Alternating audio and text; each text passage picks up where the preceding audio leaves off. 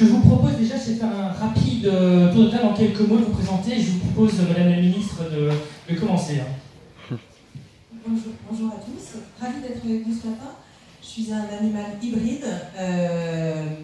J'ai commencé ma carrière comme fonctionnaire au ministère des Finances et je suis partie dans l'entreprise, donc j'ai fait en termes d'expérience professionnelle la moitié de ma vie professionnelle dans l'administration, la moitié dans l'entreprise, et je reviens dans un rôle là encore nouveau pour moi auprès de Bruno Le Maire à Bercy. Bonjour, Olivier Itéanu, je suis donc avocat, je dirige un cabinet d'avocats à Paris que j'ai fondé, qui est dédié au droit du numérique, une boutique law firm depuis 28 ans, chargé d'enseignement à Paris 1, dans le master droit du numérique et à Sorbonne et à Paris 11, et j'ai commis un certain nombre d'ouvrages, dont ce dernier-là, qui est le 5e, Camp Digital, défi d'état de droit, qui traite de la thématique transversale de ce matin. Bonjour à toutes et à tous, je suis Bruno Teboul. Pour ma part, j'ai commencé par étudier la philosophie puis les sciences cognitives avant de travailler dans des entreprises plutôt privées. J'ai des expériences dans le niveau également entrepreneurial, parce que j'ai fondé ou cofondé des startups. Et puis depuis maintenant 4 ans, après une nouvelle thèse de doctorat, parce que ça ne me quitte pas, je fais les deux. Je fais du conseil et je fais de l'enseignement et de la recherche à l'Université technologique de Compiègne sur des sujets dont on va parler bien évidemment. Intelligence artificielle et technologie de rupture. Voilà. Bonjour, je m'appelle Saya Barou, donc je suis chauffeur VTC. Je suis, comme vous, Madame la Ministre, un travailleur hybride, c'est-à-dire je suis patron, mais je ne décide de rien, donc voilà, c'est un peu compliqué. Depuis 2015, donc, on a monté un syndicat pour essayer de se battre contre ce modèle économique auquel il nous a jeté, et on essaie un peu de créer des règles, de réguler un peu, chose qui est un petit peu difficile pour l'instant. Voilà. Bon, alors il y a 2 autres personnes qui vont se joindre à nous. Alors en fait, ce que je voudrais commencer, c'est une petite introduction. Alors ça c'est en fait la une de la tribune, qui date donc d'hier, qui dit « La fin du monde tel que nous l'avons connu ». Et en fait, certainement, l'ubérisation, il y a une part. Mais avant de rentrer là-dedans, je voudrais quand même préciser un petit peu ce que c'est que l'ubérisation. Alors d'abord, il faut rendre à César ce qui est à César. C'est grâce au taxi parisien que Uber existe, ainsi que l'ubérisation. Il faut se rappeler qu'en décembre 2008, les 2 futurs fondateurs en fait, d'Uber vont chercher en fait, à rejoindre donc, la conférence Le Web en grelottant et malheureusement ne vont pas trouver de taxi parisien. Et durant toute cette période d'attente, ils vont imaginer le concept d'Uber. Et en fait, qu'est-ce que c'est que Uber? Et derrière, l'ubérisation. En fait, c'est assez simple. Au départ, c'est une plateforme qui va lier à la fois des fournisseurs de services avec de l'autre côté des clients. Autre chose, c'est qu'ils vont aussi simplifier au maximum l'expérience de l'utilisateur et n'auront aucune infrastructure. Alors évidemment, quand on se situe du côté du client, c'est génial. Parce que tout à coup, vous avez accès à un très grand nombre d'offres, à des prix qui sont beaucoup plus raisonnables. Et je vais vous donner un exemple. Moi, je vais à Bordeaux vendredi prochain, je vais intervenir sur l'intelligence artificielle et la ruralité. C'est très important. Si c'était il y a 20 ans que je voulais me rendre à Bordeaux, j'aurais dû prendre le train, et c'était grosso modo ma 2 seules options. Aujourd'hui, j'ai 3 options différentes. Première, je prends toujours le TGV, je mets 2 heures, ça me coûte 100 €. Deuxième option, je prends Blablacar, ça me coûte 35 €, j'en ai pour 7 heures. Troisième option, je prends un car, un bus, qui va me coûter 20 € et qui va me coûter, qui va durer 9 heures de trajet. Et donc on voit bien que ça a un impact vraiment en termes de choix, et ça permet de démocratiser un certain nombre de choses qui n'étaient pas accessibles, difficilement accessibles pour un très grand nombre de personnes. Je suis certain aussi que ça permet de permettre à un certain nombre de personnes d'avoir des revenus complémentaires via potentiellement Blablacar, Airbnb ou Le Bon Coin, etc. Et je suis certain aussi que ça n'a pas sur l'inflation, parce que ça permet de réduire un certain nombre de prix. Après, maintenant, on va essayer de se situer du côté de l'entreprise ou du fournisseur de services. Alors au début, évidemment, c'est génial aussi. Pourquoi? Parce qu'on a accès à un très grand nombre de clients. La problématique, c'est que ces clients, alors ces plateformes, au fur et à mesure, acquièrent de plus en plus de pouvoir. De telle sorte qu'elles même se retrouvent dans une situation de monopole et peuvent imposer des clauses léonines, des fournisseurs de services. Et d'ailleurs, il y en a certains qui vont dire qu'ils ont tellement de pouvoir que c'est les plateformes, comme les GAFA, s'affranchissent en fait de la loi. En réalité, c'est faux. Il y a une loi que les plateformes respectent tous. C'est la loi Metcalfe. C'est une loi en fait empirique qui dit que la valeur de leur plateforme dépend du nombre d'utilisateurs et que plus ils ont d'utilisateurs, plus la valeur augmente, et plus la valeur augmente, plus ils auront d'utilisateurs. Alors, je voudrais... la problématique que cela pose est la suivante, et en fait, le groupe ABBA a été précurseur, a eu une chanson prémonitoire pour cerner quel problème. La chanson, c'est « The winner takes it all ». Et c'est bien ça la problématique. Pourquoi ? Parce que des secteurs comme l'hôtellerie, comme les VTC, ou d'autres secteurs, des villes, comme Paris parfois, ou dans le Marais où il y a beaucoup de logements Airbnb, et même l'État, avec la fiscalité, ont soit une organisation ou un modèle économique qui est complètement transformé. Alors, évidemment, la question c'est, est-ce que les dés sont jetés? Est-ce qu'on a encore des cartes à jouer? Est-ce qu'il y a la possibilité, d'un côté, de garder ce bénéfice pour l'utilisateur, mais aussi, de l'autre côté, en préservant les intérêts des autres acteurs? Quel est le rôle de l'État? Est-ce qu'il doit, d'un côté, réglementer, mais après en freinant l'innovation? Ou est-ce qu'au contraire, il doit libéraliser pour créer de nouveaux concurrents et potentiellement en favorisant justement ceux qui sont déjà en place? Est-ce qu'on doit avoir une loi qui est plus agile? Et aussi, on a parlé de la loi Metcalfe, est-ce qu'on ne pourra pas la renverser en utilisant justement la loi Metcalfe en utilisant justement derrière les consommateurs? Eh bien, et le dernier enfin, c'est l'impact sur l'emploi, est-ce que c'est destruction créatrice ou pas? Maintenant, je vais aborder le sujet avec l'ensemble des différents intervenants et je vais commencer par vous, Madame la Ministre. Alors, vous connaissez très bien les matériaux et l'importance du choix des matériaux.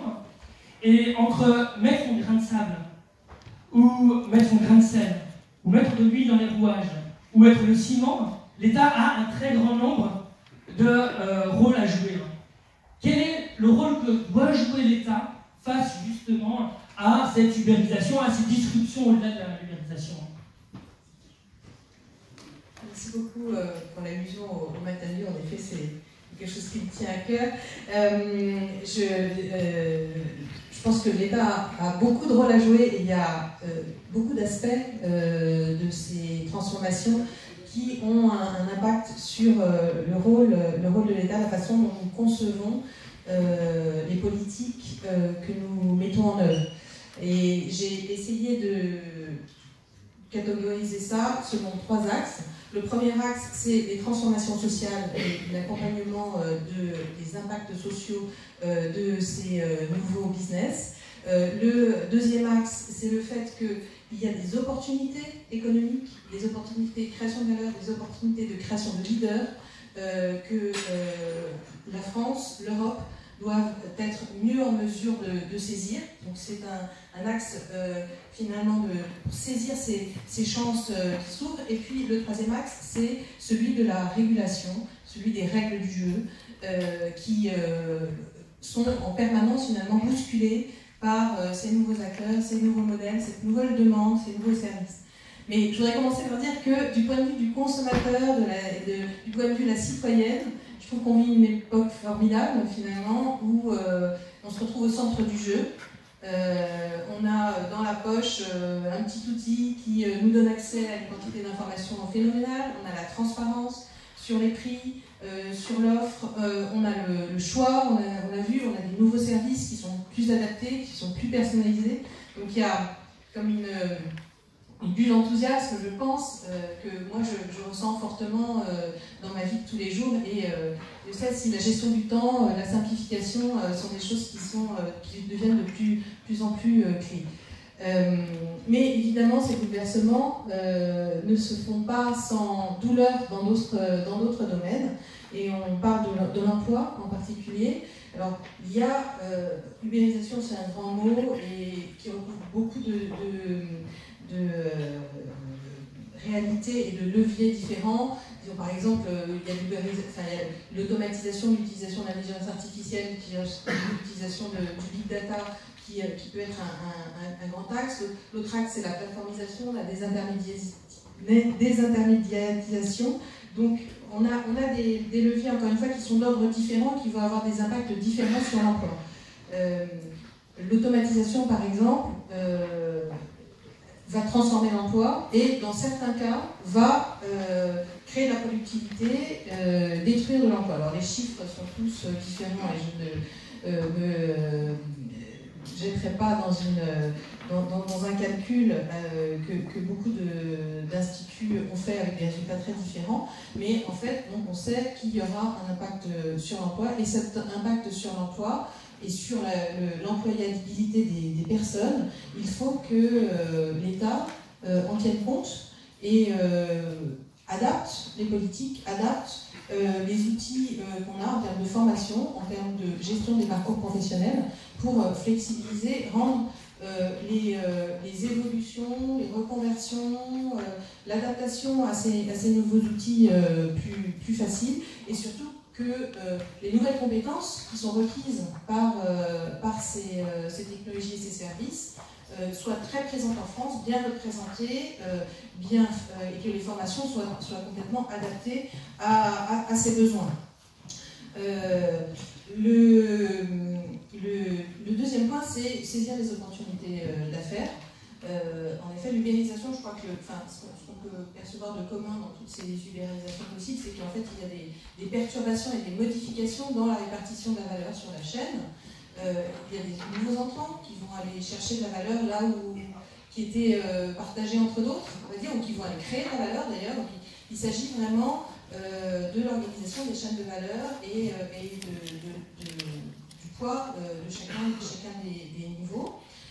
Et pour aller chercher cette valeur et pour être capable d'en créer aussi, on perçoit qu'il faut qu'on ait les leviers dans notre pays, en France, pour finalement ne pas voir cette ligne de fuite partir ailleurs. Voilà. Et donc, c'est bien cette agilité pour se positionner sur ces nouveaux métiers, sur ces nouvelles technologies, que les politiques économiques doivent encourager. Donc, c'est tout l'objet de la politique du gouvernement en faveur d'une économie de l'innovation et de l'intelligence, qui est de permettre le positionnement très avancé, très pointu sur ces forces qui vont mettre nos entreprises, nos entrepreneurs, nos centres de recherche au cœur des sujets de ces plateformes technologiques. Et donc la loi Pacte, en particulier, par son volet innovation, par son volet financement, il faut des financements pour lancer ces nouveaux business. L'action du gouvernement aussi au plan européen pour travailler pour que, par exemple, au sein de l'Union européenne, les politiques d'innovation et de recherche soient davantage vers l'aval, tournées vers finalement l'économie, la production de valeur, d'être un rééquilibrage de ces politiques d'innovation pour qu'on soit en Europe mieux à même de faire émerger ces nouveaux modèles d'utilisation de ces technologies dans un marché qui doit être à l'échelle européenne, parce qu'on a besoin de la largeur d'un grand marché pour asseoir des leaders dans ces domaines. Et puis donc le troisième sujet, c'est celui de la régulation, un sujet très complexe, le sujet de la justice en fait, puisque ces nouveaux acteurs, pour arriver finalement, un autre de leurs points communs, c'est qu'ils s'insèrent à un endroit où ils réussissent à trouver une place où il n'y a pas encore trop de règles, où justement, en sortant du cadre, ils sortent un petit peu aussi du cadre de règles existantes. Et donc là, c'est une réflexion compliquée. Sur la fiscalité, on est relativement abouti et on voit qu'il faut qu'on trouve des moyens pour changer la philosophie de fiscalité et aller chercher la valeur et les profits là où ils se créent. Donc on a au niveau européen une discussion avec nos partenaires pour mettre en place un système de fiscalité qui soit adapté aux grands acteurs du numérique. Mais il y a aussi la protection du consommateur, évidemment, avec la RGPD, mais aussi sans doute d'autres volets qui seront utiles. Il y a l'équilibre des relations économiques dans les chaînes de valeur, avec des grands acteurs qui se mettent donc dans les nœuds du système et qui peuvent avoir des relations d'affaires déséquilibrées avec leurs fournisseurs, avec leurs partenaires.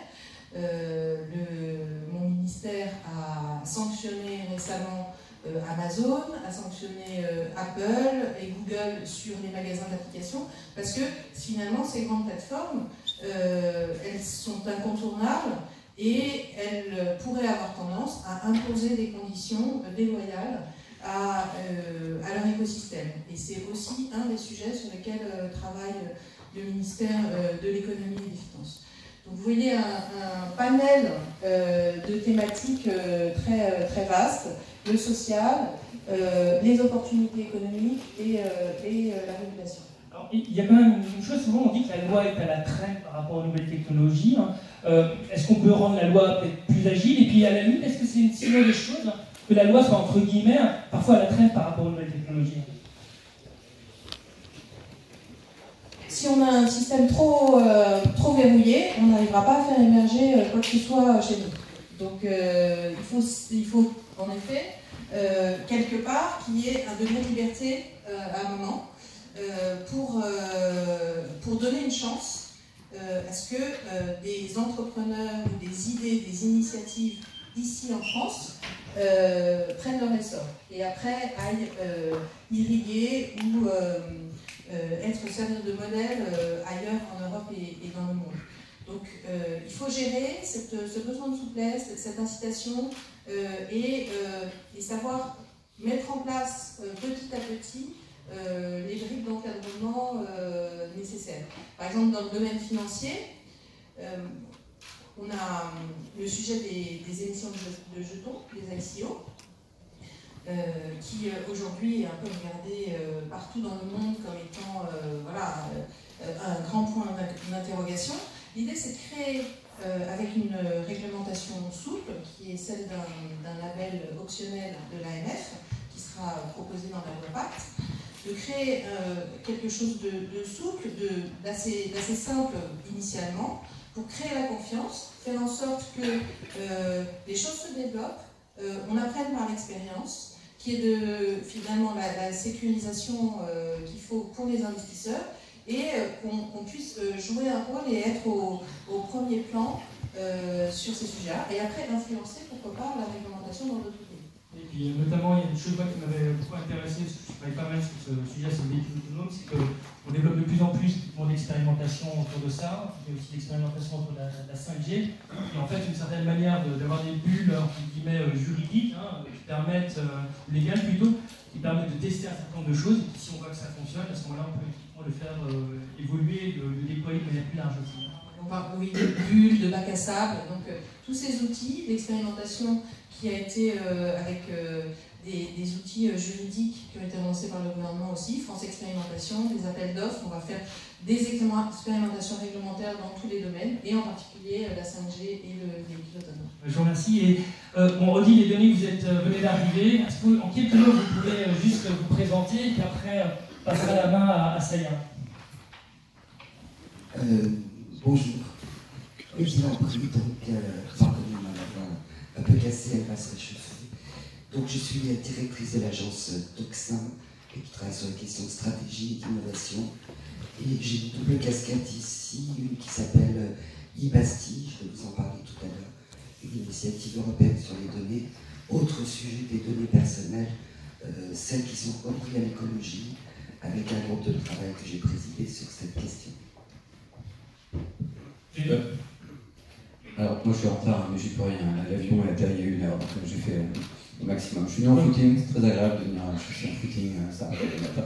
Puis c'est mon école d'origine, donc c'est toujours un bonheur de venir ici. Donc entrepreneur, à peu près indécrottable, depuis un petite vingtaine d'années, fondateur de l'Observatoire de l'ubérisation, auquel certains de ces messieurs ont de temps en temps travaillé, dont Bruno, et puis donc auteur de ce magnifique ouvrage qui vous sera dédicacé tout à l'heure. Si vous voulez l'acheter, dépensez ce qui vous reste de l'été, c'est le moment.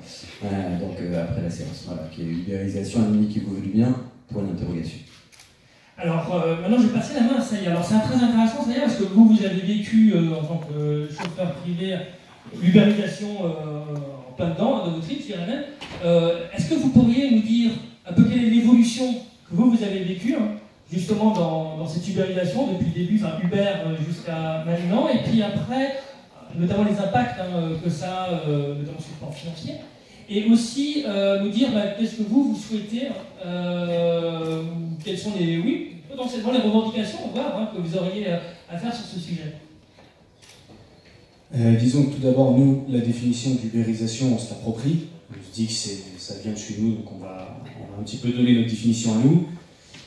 Historiquement, vous avez donc 22 000 taxis à Paris, et peut-être, entre les périodes creuses, peut-être 700, et voire même maximum 1500 à 2000 chauffeurs dits de limousine. Est arrivé Uber, donc ils nous ont pris, nous, les salariés, comme cobaye. Je vous rappelle que le Paris-Roissy, à l'époque, était proposé à 120 € chez Uber. Ils nous ont donc détaché des entreprises dites de limousine. Ils ont surpayé les chauffeurs les premières années. Le rapport entre les chauffeurs et les patrons d'Uber à l'époque, c'était café croissant, jus d'orange, comment vas-tu, etc. Le temps qu'ils fassent venir des centaines et des centaines de chauffeurs.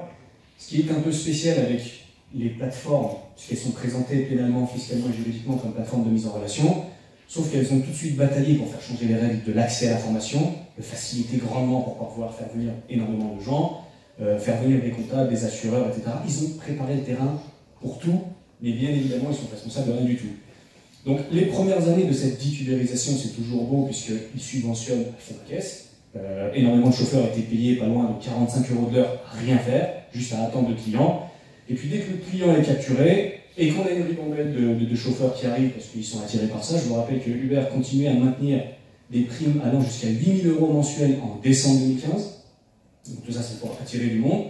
Et ensuite, bien évidemment, quand vous capturez le marché, vous avez des grosses parts de marché, là, vous mettez des claques à tout le monde, vous vous comportez vraiment comme un patron face à des patrons.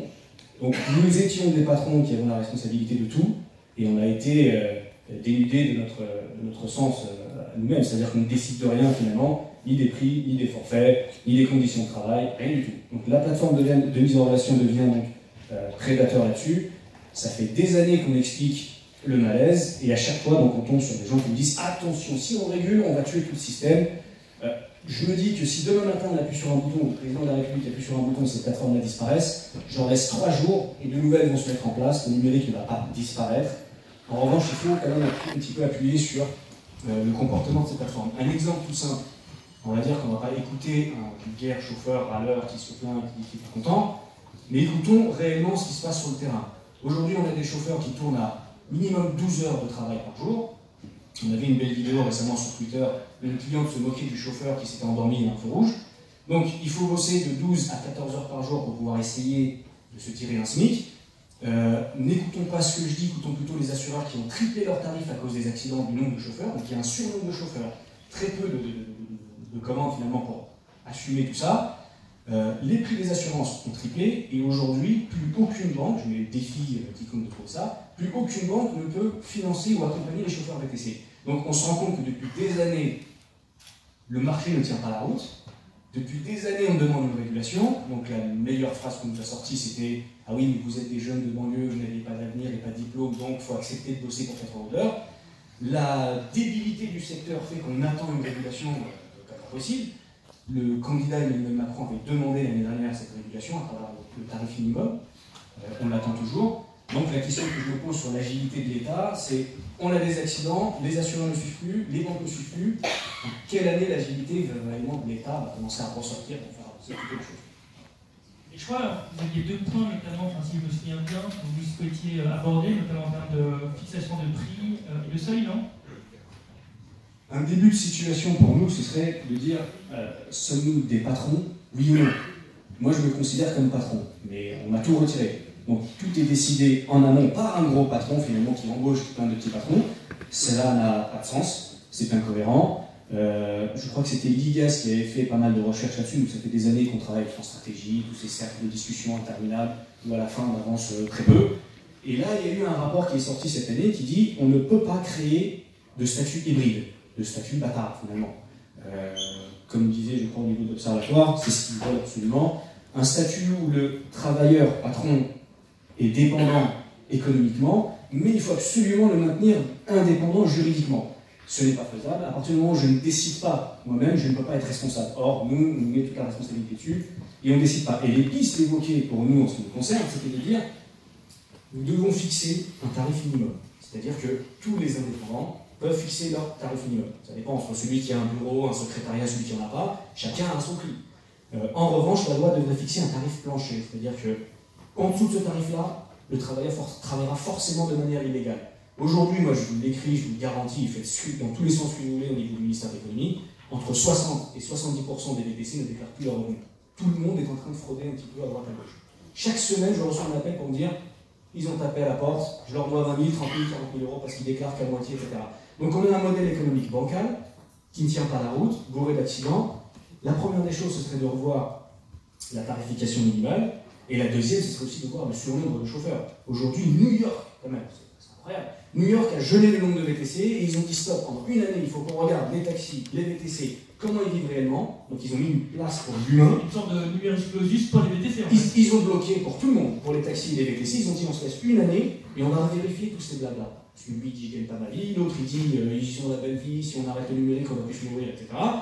Calmons-nous une année et on va regarder réellement dans le concret au quotidien comment vivent les deux.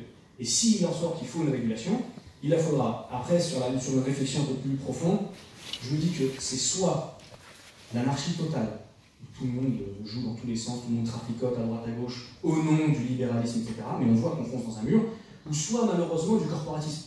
Donc, au nom de par rapport à la peur du corporatisme, on est terrorisé à l'idée de réguler, et bien on laisse faire l'anarchie. Et l'idée, ce serait de voir pour effectivement peser un petit peu. Je comprends parfaitement que on a peur du monopole, entre guillemets, des taxis. Je pense qu'il ne reviendra jamais, donc il ne faut pas en avoir peur. Maintenant, dire qu'il faut réguler un petit peu ne va pas tuer toute l'économie.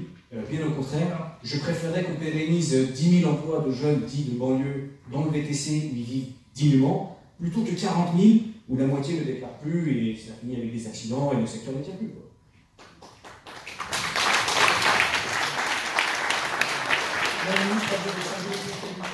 Oui, on n'a pas peur de la régulation, on veut simplement éviter d'y aller, comment dire, de le faire de façon pas réfléchie. Le mode de responsabilité, il a quand même évolué au cours des dernières années. Bon, il y a eu la création du statut micro-entrepreneur, en effet, qui a permis de donner un cadre et simplifier les choses pour l'établissement et le fonctionnement de ces entreprises. Il y a eu un certain nombre d'évolutions de ce statut, d'ailleurs, depuis une dizaine d'années.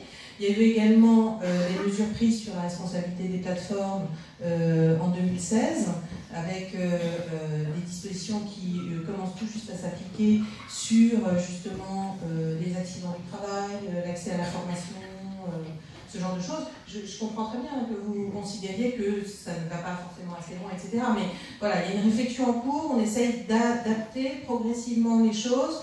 Dans la loi de Muriel Pénicaud, il y a également l'idée d'une charte sur la responsabilité sociale des plateformes, et où dans cette charte pourront être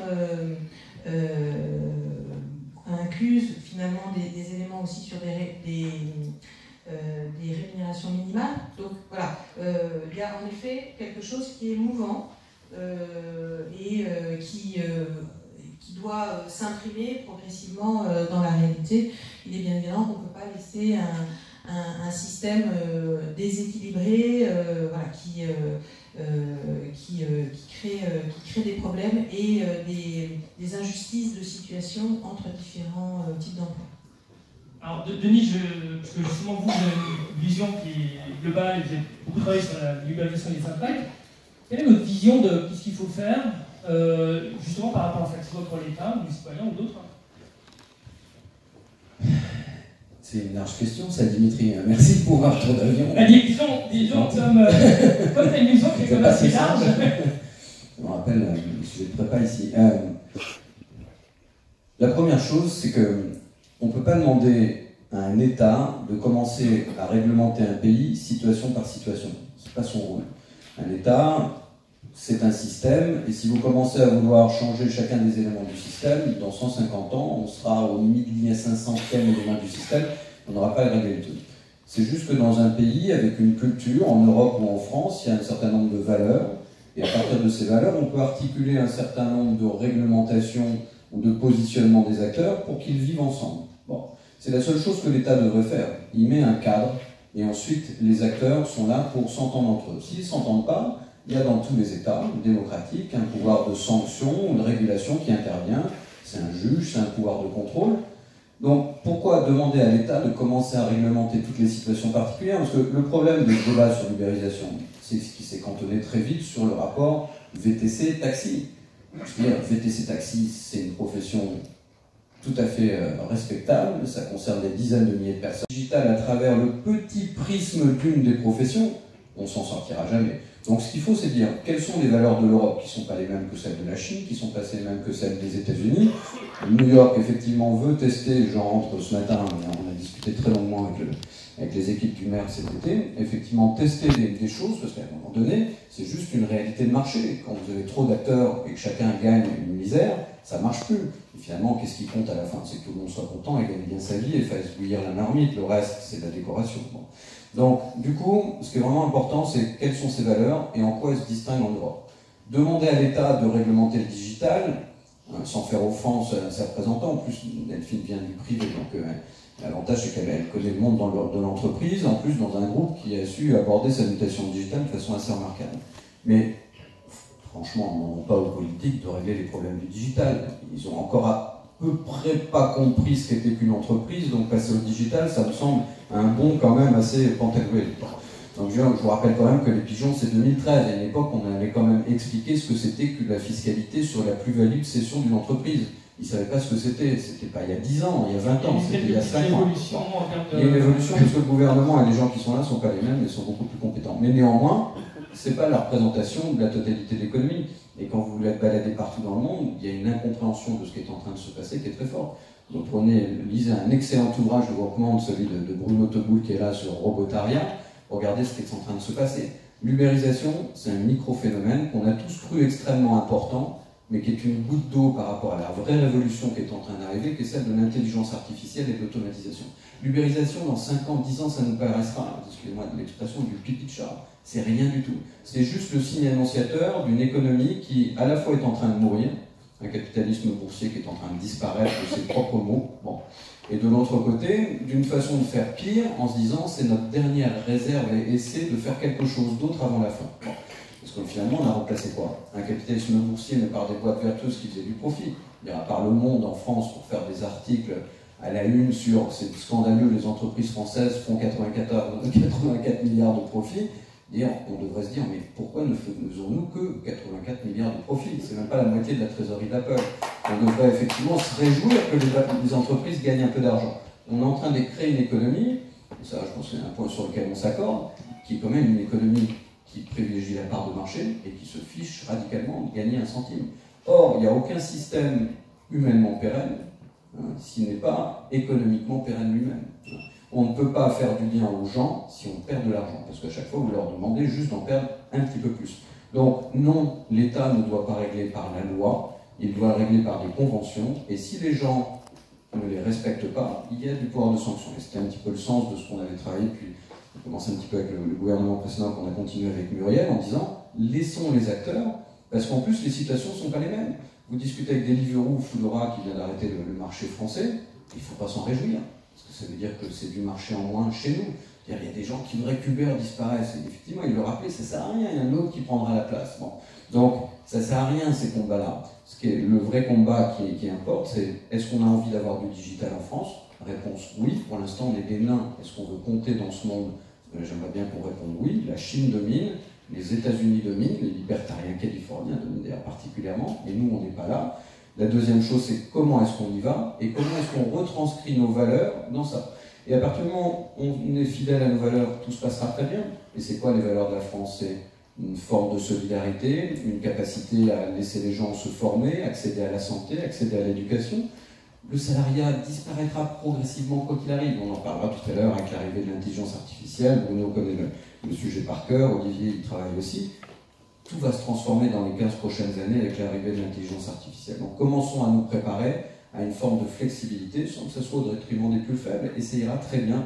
Et on ne commence pas par les VTC ou par les chauffeurs-livreurs. Et dernier point, regardez Foodora ou Deliveroo, après je m'arrête, mais une fois que je suis lancé, après je ne peux pas m'endormir à cause du décalage, mais regardez, Deliveroo, Foodora, moi on avait émis l'idée qu'on puisse accéder au capital social de ces plateformes pour les indépendants. C'était un moyen de partager la valeur. Bon.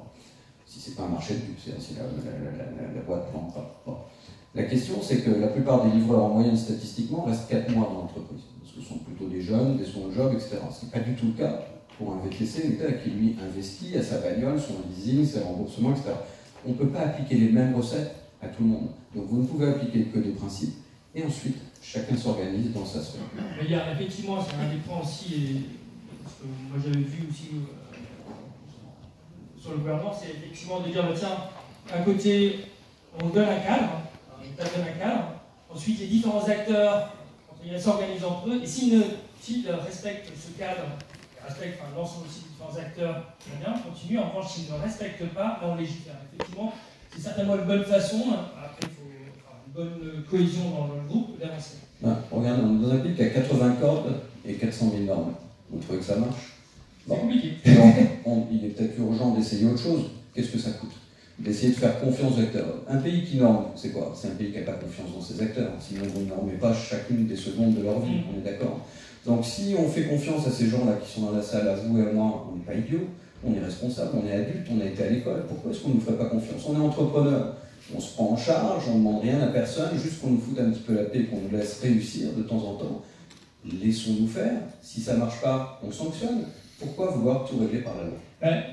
D'ailleurs, je pense qu'on peut même aller plus loin, je pense que c'est vraiment votre choix de bataille, Odile, notamment avec, effectivement, on disait aussi la loi Metcalfe, c'est le pouvoir, entre guillemets aussi, le pouvoir donné grâce aux utilisateurs, donc peut-être le renverser, et notamment, ça se fait à travers les class actions, et l'Assemblée nationale a récemment voté des actions en préparation.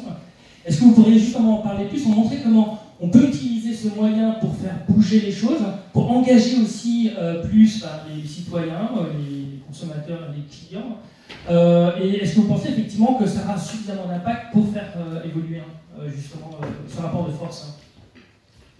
Il y a 3 ou 4 questions. Oui, je parle. Il y a un truc au centre qui s'appelle l'action de groupe, je crois qu'on va utiliser le terme français après tout. Il existe et il a été inscrit dans la loi, effectivement, très récemment, on a un peu aidé, il faut le dire, puisque l'application du RGPD, dont je pense qu'Olivier vous parlera juste après, est passée par quelques applications dans la loi française, notamment celle-là.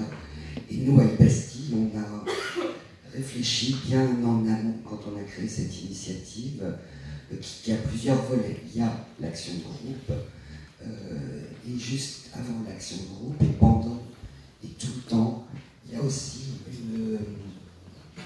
une volonté de rendre les citoyens conscients, actifs, et de sortir de leur ignorance sur tout ce qui est les données, l'intelligence artificielle, etc. Nous, on est plusieurs ici à avoir bataillé dans ce sens depuis très très longtemps, de dire qu'il faut expliquer les technologies. Il faut que tout le monde s'empare d'une compréhension des technologies, pas que les entrepreneurs, pas que les gens qui ont des revendications, mais les enfants qui sont en train de grandir dans un monde avec des plateformes qui nous observent, qui recueillent des informations sur nous.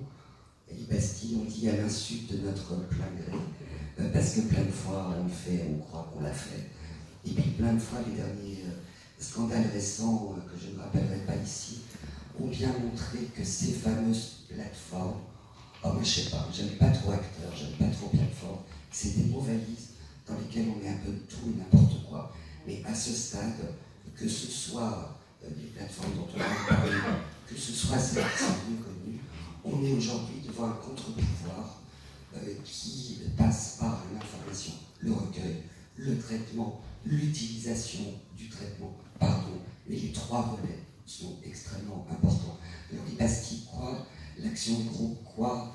C'est une idée qui a germé dans deux cerveaux, puisqu'on se vante ici, on peut se vanter, mais aussi deux cerveaux extrêmement brillants que vous avez la chance d'avoir devant vous, et qui est de se dire, devant le RGPD, ça c'est la loi française, la loi européenne, des gens qui ont mis 10 ans à la réfléchir, certes, enfin maintenant, elle est là, et les citoyens là-dedans, ils font quoi?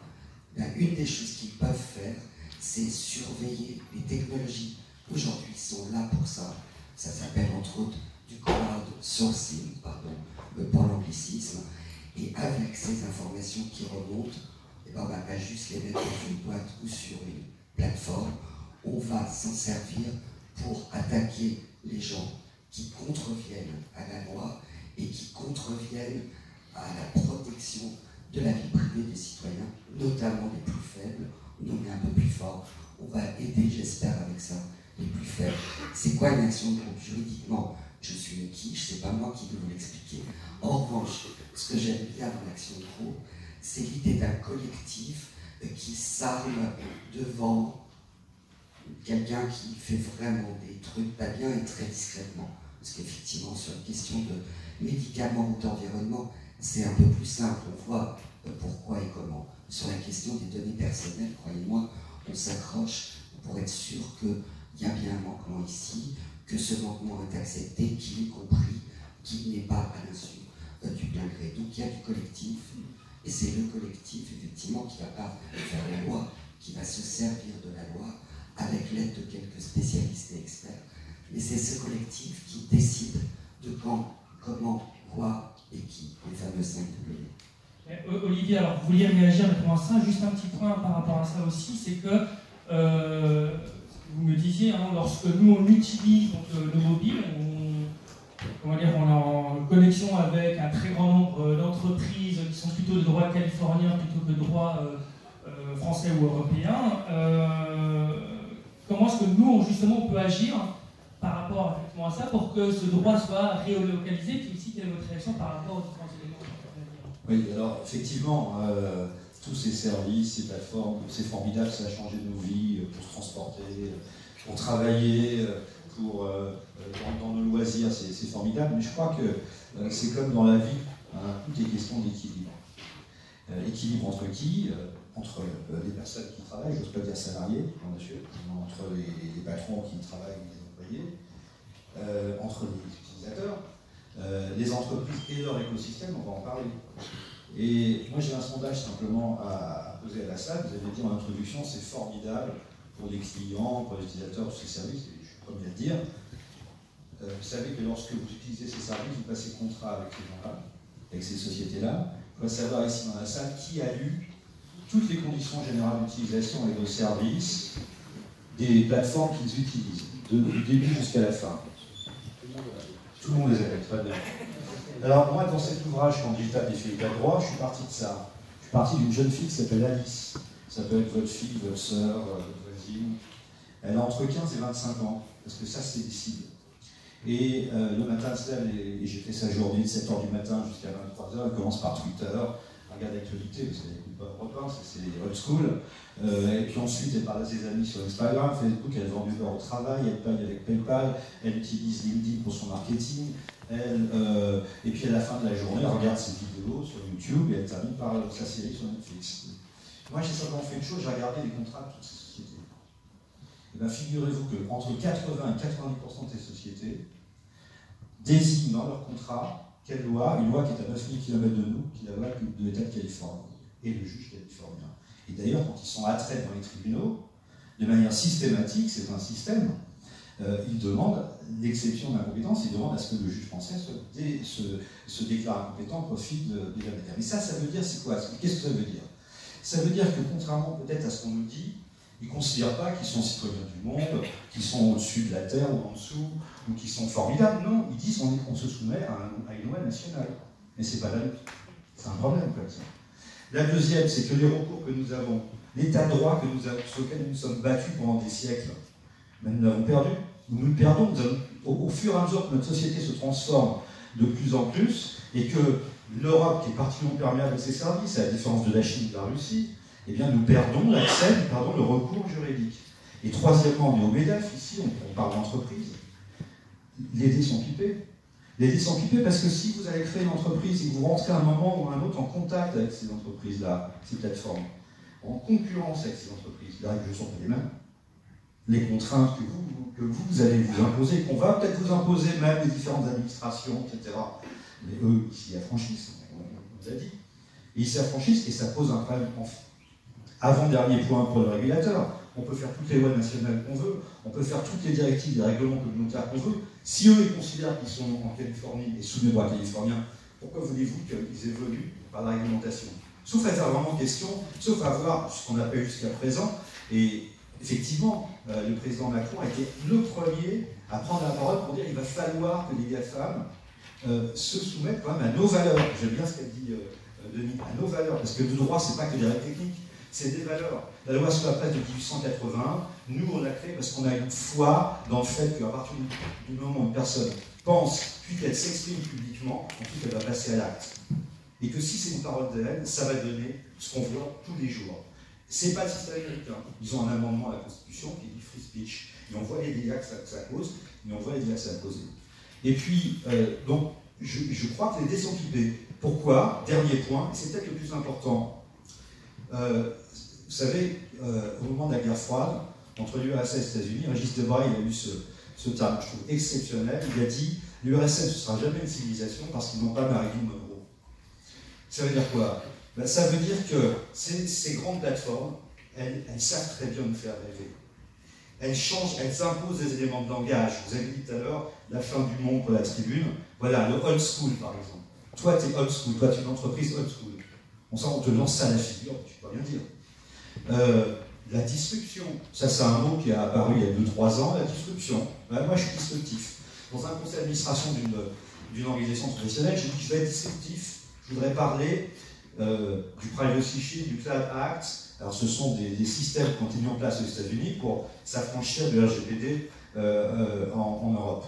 Et les gens qui étaient pro-disruptifs, là du coup ils n'étaient plus du tout disruptifs. Non, on ne va pas parler de ça. Je parle des représentants de certaines de ces plateformes. Et ces éléments de langage, elles nous polluent toute la journée et elles pipent le débat. Hein. Parce que quand on nous fait rêver, mais tout le monde a envie de rêver, on n'a même pas envie d'avoir la réalité. Hein. C'est une problématique qu'on connaît bien. Hein. On a envie de rêver. Et donc c'est ça notre problème. Donc il faut dénoncer déjà ce langage. Dénoncer, essayer de revenir aux réalités. Essayer de revenir aux réalités. Et puis je crois qu'il faut une volonté politique. On peut discuter de ce qu'on veut ici. Il faut une volonté politique au niveau de l'Europe, au niveau des États, parce qu'encore une fois, il y a un système qui a été mis en place. Si je faisais un deuxième sondage et que je demandais ici, qui a pu parler à Google, qui a pu parler à Facebook, qui a pu parler, à part, je ne prends pas de Google AdWords, c'est la contre-vente du service, sinon on va des commerciaux, qui a pu parler à un décideur de ces entreprises? C'est peut-être pareil de leur Schindler. Personne. Ils ont mis en place un système, parce que ce n'est pas une entreprise, c'est toutes les entreprises. C'est des formulaires qu'on envoie, on ne sait pas à qui reviennent, on ne sait pas comment. C'est un système qui a été mis en place, effectivement, pour vendre du service. C'est tout à fait légitime, normal. Ça nous arrange aussi parce qu'on aime ces services. Mais la vie est une question d'équilibre, et l'équilibre n'y est pas aujourd'hui. Voilà. Alors, est-ce qu'il y a peut-être une notion d'espoir? Parce qu'il faut savoir que l'État californien a récemment mis en place une loi qui est similaire à la RGPD. Hein.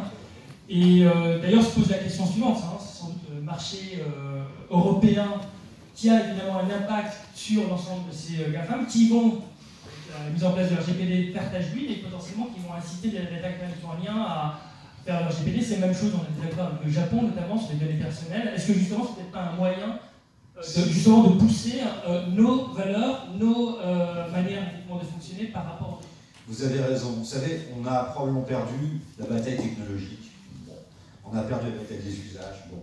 Mais il nous reste une chose que et les Chinois et les Américains veulent, c'est nos 500 millions de consommateurs. Et ça, c'est nous qui fixons les règles d'accès. Ça, il faut qu'on comprenne ça. Quand le RGPD a été annoncé, les premiers qui ont annoncé qu'ils étaient conformes au RGPD, même quand ce n'était pas possible, c'est les Américains. Parce qu'ils ne veulent pas perdre leur client. Et vous avez raison, l'espoir va peut-être venir des États-Unis eux-mêmes. Parce que les États-Unis, ce n'est pas une entité avec une personne qui pense d'une seule façon. C'est plein de personnes qui pensent de façon différente. Certains sont plus ouverts, d'autres moins. Et d'autres comprennent que le monde est une question d'équilibre parce qu'à un moment, ça a pété. Et ça a pété en Europe aussi parce que ça participe, à mon sens, je vais peut-être un peu loin, à ce mouvement populiste qu'on voit un peu partout, parce que les gens perdent le contrôle de tout. Et donc ils cherchent des gens qui leur promettent de reprendre leur contrôle de leur vie. Eh bien, oui, en Californie, ils font des projets de loi exceptionnels. Malheureusement, ça n'aboutit pas toujours. Notamment, ils avaient fait un projet de loi que j'aurais adoré. Ils voulaient imposer aux plateformes de faire des conditions générales d'utilisation de vente en 150 mots maximum.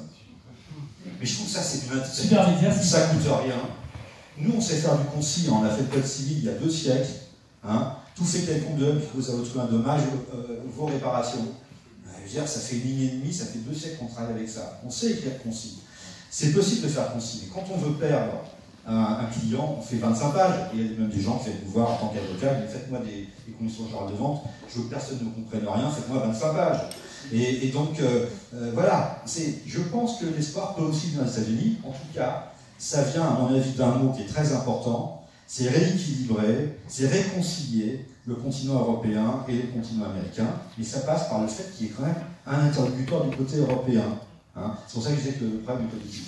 Et je pense que ça a manqué durant le temps de la commission Barroso, parce que toutes ces plateformes, elles ont 10 ans. C'est ça, ils sont arrivés quoi 2003, 2005, 2008 et on a laissé faire. On a laissé faire, ils ont fait leur business, il n'y a pas de problème. Mais c'est aussi, on doit défendre aussi nos valeurs. Alors,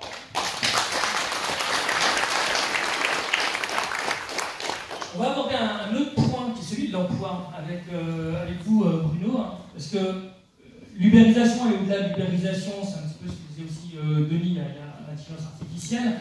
Je dirais que c'est la première étape selon vous, avant le robotariat, qui d'ailleurs risque d'impliquer une forte destruction massive d'emplois. On parlait d'ailleurs de disruption destructrice. Dites-moi, un, ce que c'est que le robotariat, vous en avez fait même un livre, et deux, pourquoi ça nous y mène, peut-être même, parce que vous avez quelques pistes de solutions, parce que ça pourrait toujours nous être utile. D'accord, et tout ça en 3 minutes, c'est ça? Évidemment. Résumer 280 pages, ça va être compliqué. En même temps, c'est l'exercice souvent d'un universitaire, donc je vais essayer d'être bref. Concis, moi je comprends, la loi c'est concise, nous devons être concis aussi. D'accord. Alors, effectivement, il n'y a pas de passage naturel entre véritablement l'ubérisation et ce que j'appelle l'automatisation. Néanmoins, on voit que de plus en plus, depuis l'avènement finalement d'Internet, on rentre dans une société, effectivement, je ne vous apprends rien, numérisée, du fait de l'intrusion permanente du calcul. Donc c'est à la fois les nombres, le traitement de l'information, les données massives, les algorithmes, et tout ça se diffuse à une vitesse effectivement exponentielle sans qu'on s'en rende compte. Donc l'ubérisation, ça a été effectivement cette première vague où on a vu qu'un certain nombre au départ, d'entreprises de type start-up pouvaient venir siphonner littéralement des pans entiers de l'économie, des acteurs, etc., etc. Je ne vous rappelle pas, il y a eu différents épisodes où, à une certaine époque, on donnait eBay comme grand vainqueur de la vente aux enchères en France, etc. Puis finalement, on a vu que Christie's, Sotheby's n'avait pas disparu pour autant, et que le Bon Coin était finalement le leader national. Donc je rejoins Denis et d'autres, effectivement, le principe de concurrence va demeurer, et aujourd'hui, vraiment personne, et moi le premier, ne pourrait dire si demain les GAFA seront encore présents. Quand je dis demain, c'est à horizon 10, 15 ans, 20 ans, on n'en a aucune idée. Donc je ne crois pas en un espèce de monopole, de mégalopole déterministe sur un plan économique de ces plateformes. Néanmoins, on voit bien que ces mêmes plateformes qui aujourd'hui accélèrent leur développement en Chine, notamment aux États-Unis, sont en train de dominer finalement une des sciences et des techniques qu'on avait investies il y a déjà maintenant une bonne trentaine d'années sur un plan académique, qui est l'intelligence artificielle. Ça fait couler beaucoup d'encre, mais en même temps c'est une véritable réalité. Le monde s'automatise de plus en plus. On le voit, moi à l'époque, on en discutait avec Denis, ça amusait les gens quand je leur disais « vous vous rendez pas compte, l'ubérisation ça n'est rien, ça n'est que la première vague d'un tsunami qui va évidemment arriver ». Quand on parle de voitures autonomes, on en est quand même à aujourd'hui développer la 5e génération, vous le savez, de ces véhicules autonomes. À horizon 10 ans, les voitures seront vraisemblablement prêtes et fonctionnelles. Alors c'est pas dans 2 semaines, on a encore un peu de temps, mais dans 10 ans, si le législateur accepte de mettre en place le cadre réglementaire pour pouvoir permettre des expérimentations à grande échelle, je peux vous dire qu'effectivement, ça va supprimer massivement beaucoup d'emplois. Si on prend l'exemple des poids lourds aux États-Unis, les autonomous trucks, si demain on devait déployer les camions autonomes, ça supprimerait 5,6 ou 7 millions d'emplois du jour au lendemain. Bon, c'est pas rien. Donc moi, je ne crois absolument pas au concept de destruction créatrice de Schumpeter, qui n'est qu'un concept, du reste, qui n'est pas une véritable théorie.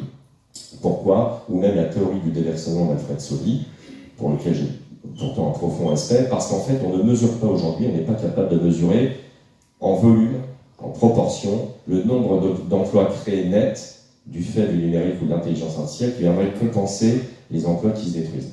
Et ça, cette vague, c'est une lame de fond qui est en train de s'opérer, qu'on va avoir du mal, malheureusement, à observer. Moi, j'appelle ça l'effet de la trappe aux emplois, et pas du tout l'effet de destruction créatrice. Je parle de disruption destructrice, désolé pour le jargon, mais vous irez sans doute lire quelques pages de mon ouvrage pour comprendre. Et en fait, on arrive et on va assister à l'avènement de la fin, vous voyez, je suis vraiment tout sauf marxiste ou marxien, la fin du prolétariat humain. La fin de l'histoire, c'est pas celle que décrivait Marx, hein, c'est tout l'inverse. C'est-à-dire que demain, il y aura de moins en moins de travailleurs dans les usines, c'est plutôt ce qu'avait décrit Hannah Arendt.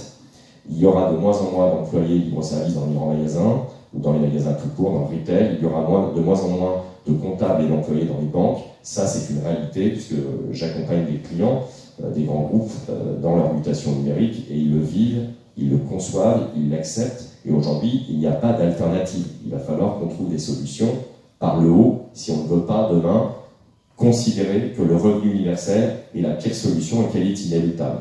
Alors, si je comprends bien, plutôt qu'être Schumpeter, vous êtes plutôt Schopenhauer qui disait que la vie, en fait, oscille entre l'ennui et la douleur. C'est bien ça? Non, moi je suis teboulien, donc... non, je te dis.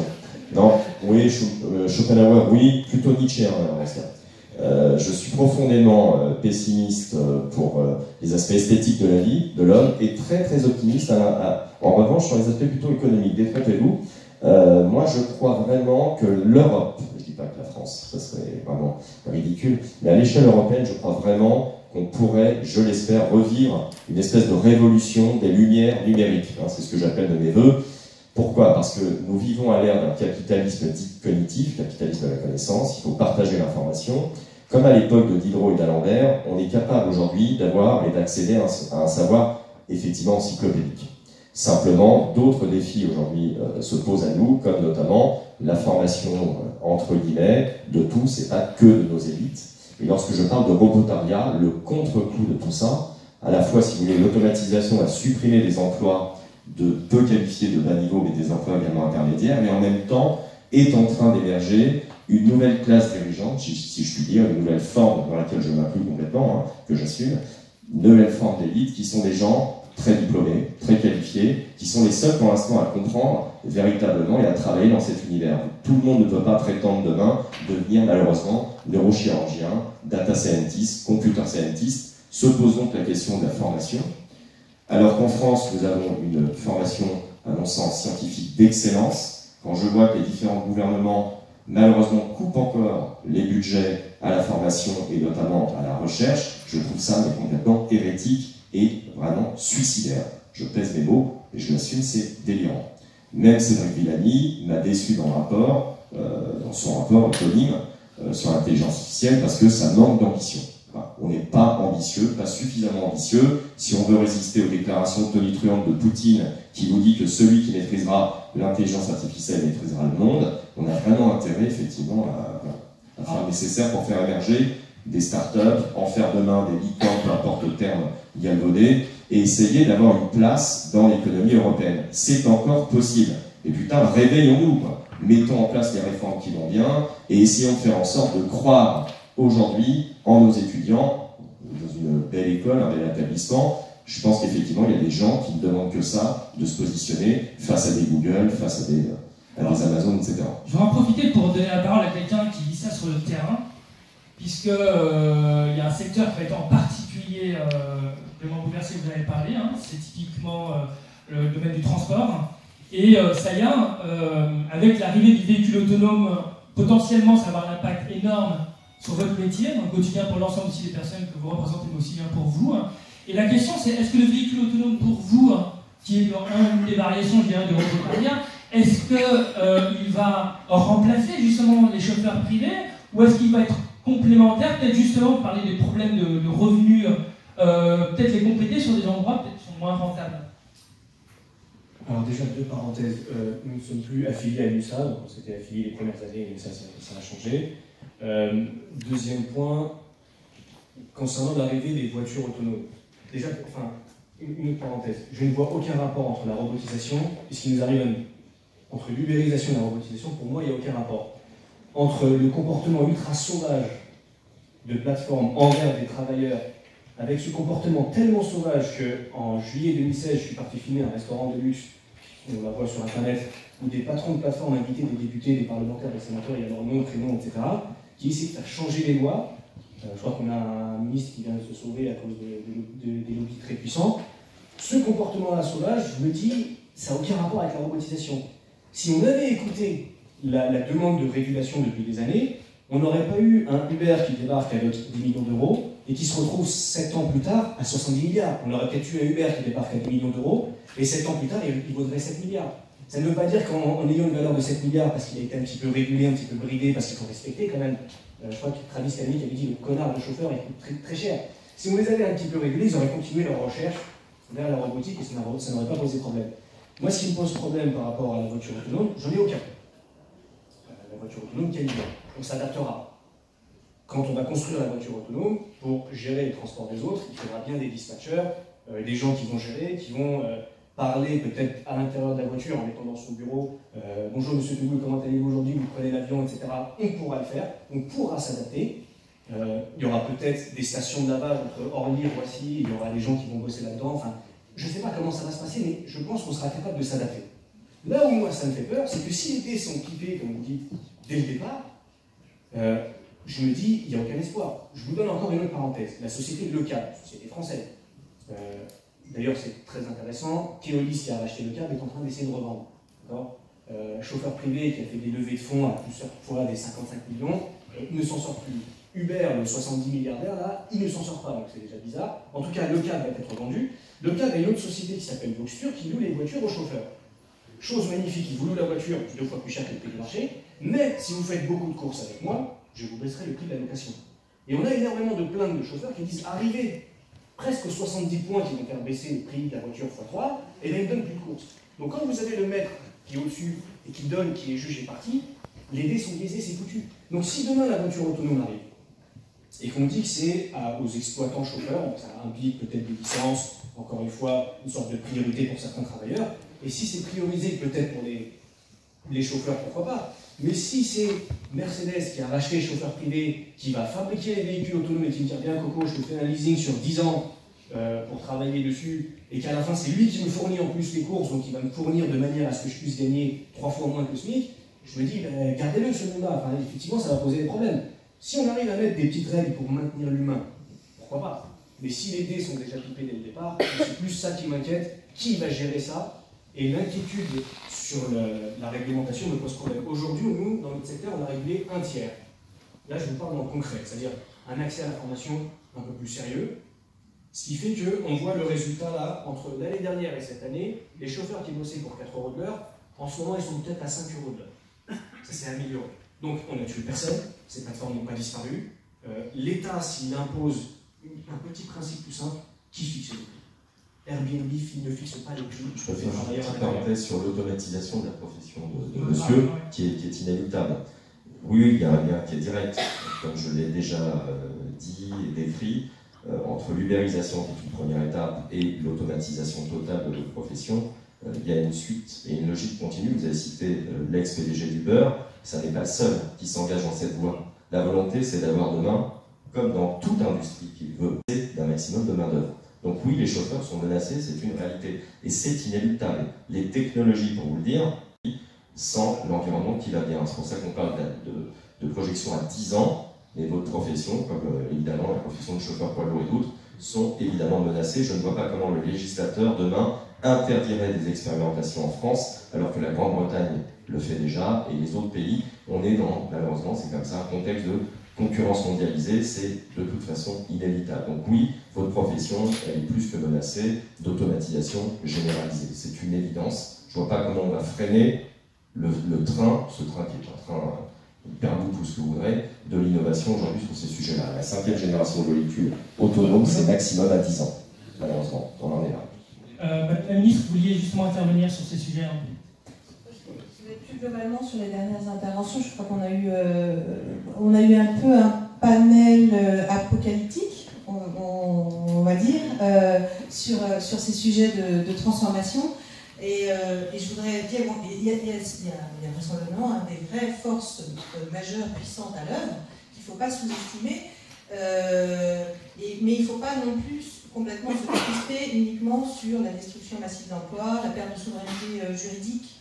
Il faut trouver les moyens concrets de répondre.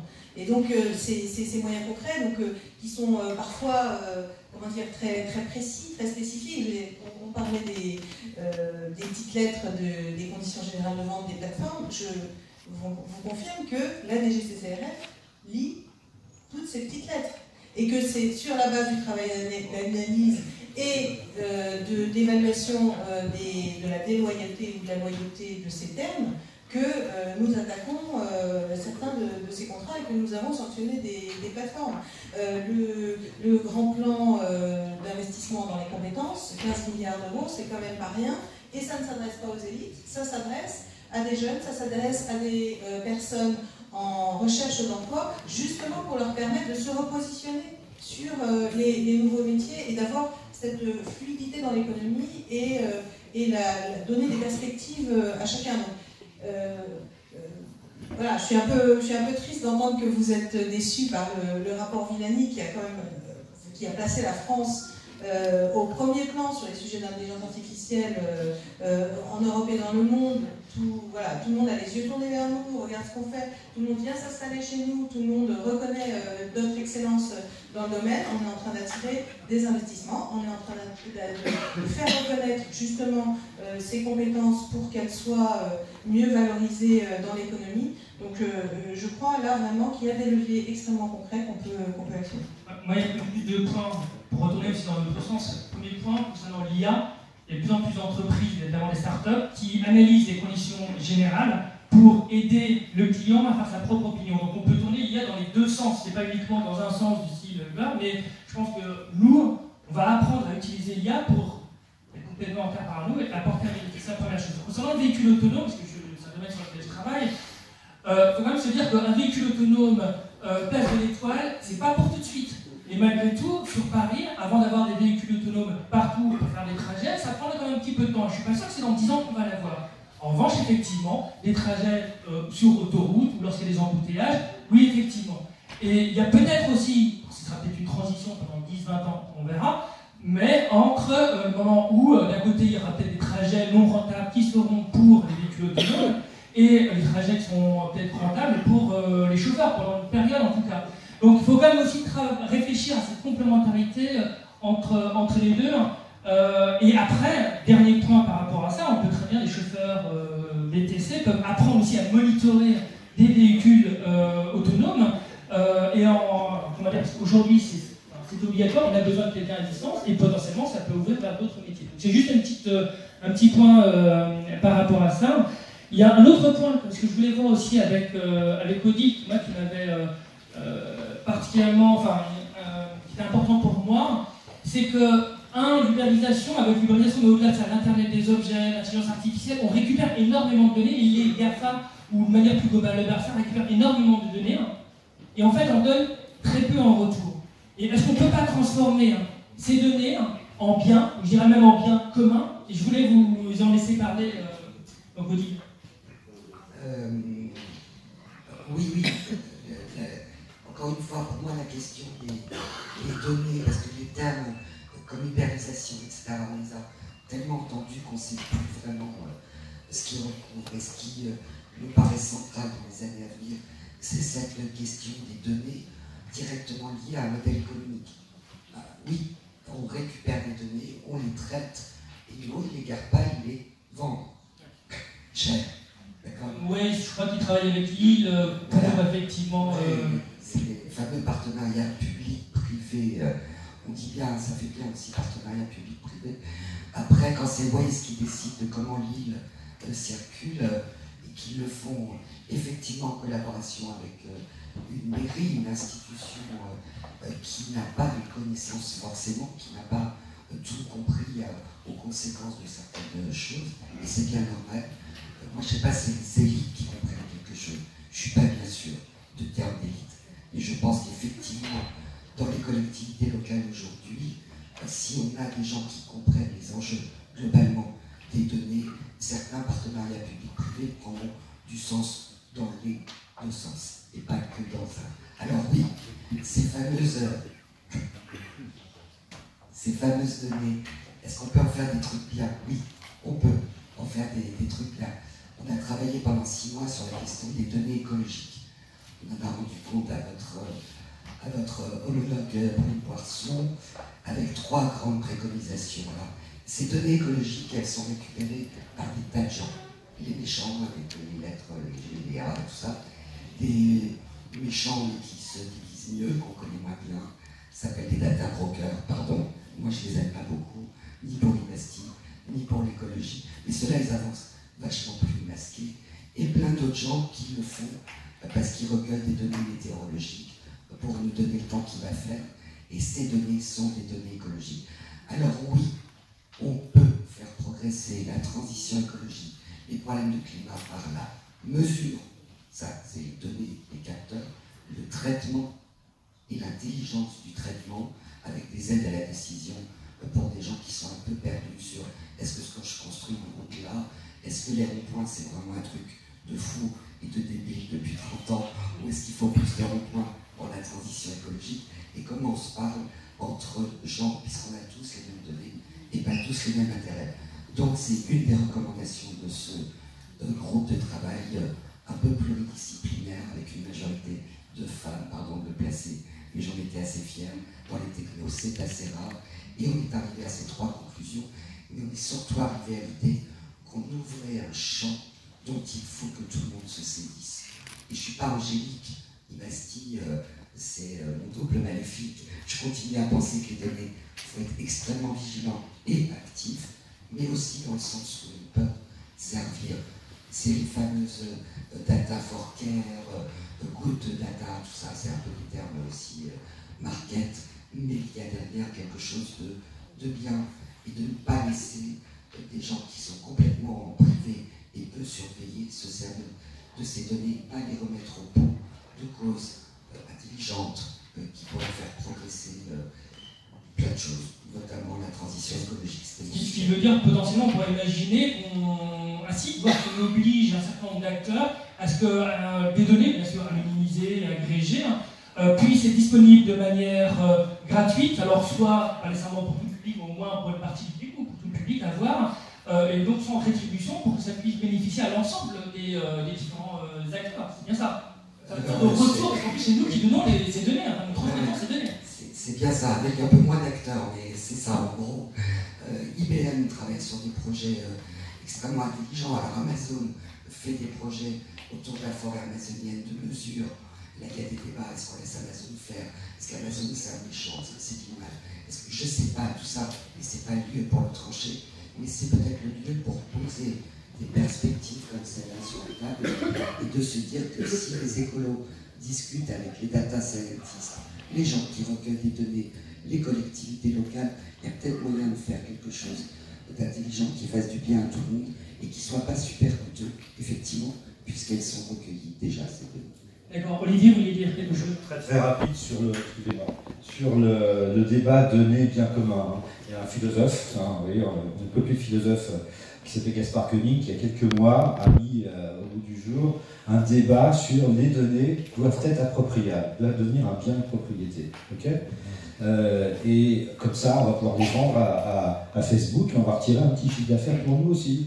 Et on va partager avec Facebook. Voilà. C'est pas du tout le concept juridique européen, c'est très symptomatique, c'est un bon exemple pour montrer comment un concept juridique peut avoir des conséquences fondamentales. Nous, notre concept en Europe, il est le fruit de valeurs, il est le fruit d'une histoire, parce que les Allemands avec la Stasi, ça leur rappelle quelque chose, les données. Nous aussi, on a fiché à un moment des gens, ça nous rappelle quelque chose.